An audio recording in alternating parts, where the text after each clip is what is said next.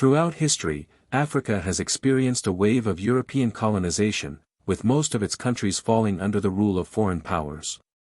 But one nation stood out, Ethiopia. The only country in Africa to successfully avoid European colonization in the 19th and early 20th centuries. But how did Ethiopia achieve this remarkable feat?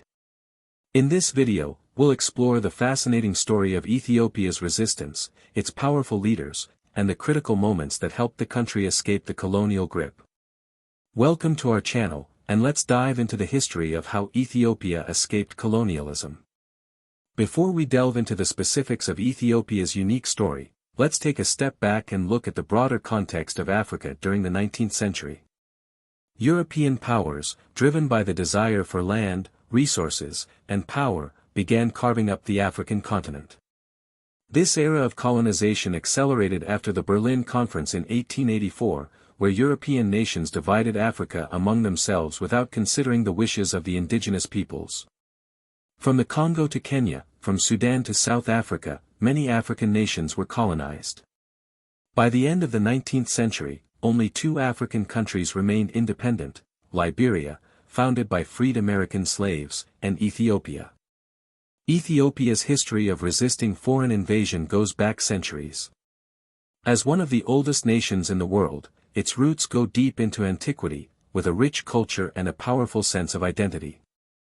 Ethiopia, known as Abyssinia in ancient times, was never fully colonized during the first wave of European expansion in the 15th and 16th centuries. In the 16th century, the country fought off Portuguese attempts to dominate the region, and in the 19th century, it was able to maintain its independence amidst a wave of European colonial expansion.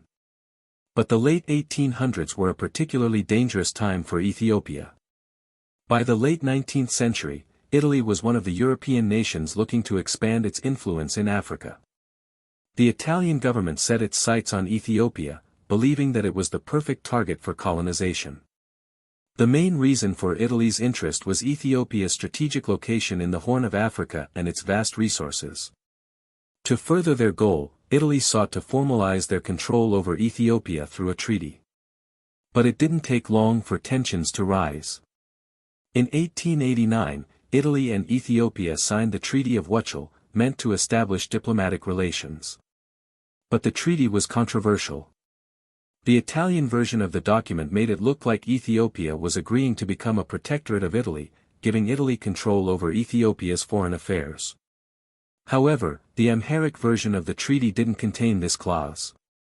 The Ethiopian Emperor Menelik II, who had come to power just a few years before, recognized the disparity between the two versions and refused to abide by the Italian interpretation. When the Italians pressed for control, Menelik mobilized his forces. Fast forward to 1896. The tension between Italy and Ethiopia escalated, and war broke out. This led to one of the most significant battles in African history, the Battle of Adwa.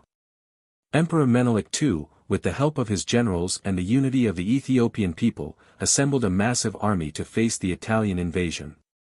In March 1896, the two forces met at the Battle of Adwa. What followed was a stunning victory for the Ethiopian forces, who decisively defeated the Italian army. The Italian army was humiliated. Over 7,000 Italians were killed, and many more were captured. It was a monumental moment in African resistance to colonialism, showing the world that colonial powers were not invincible. So, what made this victory possible? The key was strong leadership, effective strategy, and unity among the Ethiopian people. Menelik II, often called the Lion of Judah, was not only a skilled military leader but also a shrewd politician. His ability to unify various ethnic groups and lead them against a common enemy was critical to Ethiopia's success. Menelik's diplomatic skills also played a significant role. He sought support from other nations, including Russia, and secured modern weapons for his forces. His foresight and planning were pivotal in building the military strength necessary to repel the Italians. After the victory at Adwa, Ethiopia maintained its sovereignty, and the Italian government had no choice but to recognize Ethiopia's independence. In 1896, the Treaty of Addis Ababa was signed, which confirmed Ethiopia's status as a free and independent nation. Not only did Ethiopia remain independent, but it also became a symbol of resistance for the entire African continent. Ethiopia's success inspired other nations, showing that colonization could be resisted and defeated. Throughout the 20th century, Ethiopia continued to play an important role in African liberation movements. Emperor Haile Selassie, Menelik's successor, became a key figure in the establishment of the Organization of African Unity, OAU, in 1963, which sought to promote unity and cooperation among African states.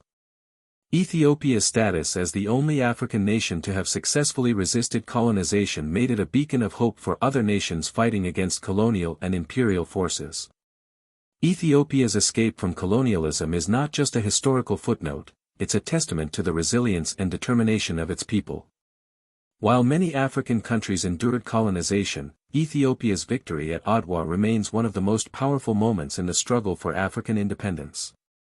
Ethiopia's story serves as a reminder that no matter how powerful an empire may seem, resistance, unity, and leadership can overcome even the most formidable challenges.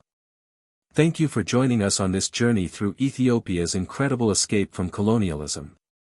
If you enjoyed the video, don't forget to like, comment, and subscribe. And if you want to learn more about history, colonialism, and independence movements across the globe, make sure to check out our other videos. Until next time, keep learning and stay curious.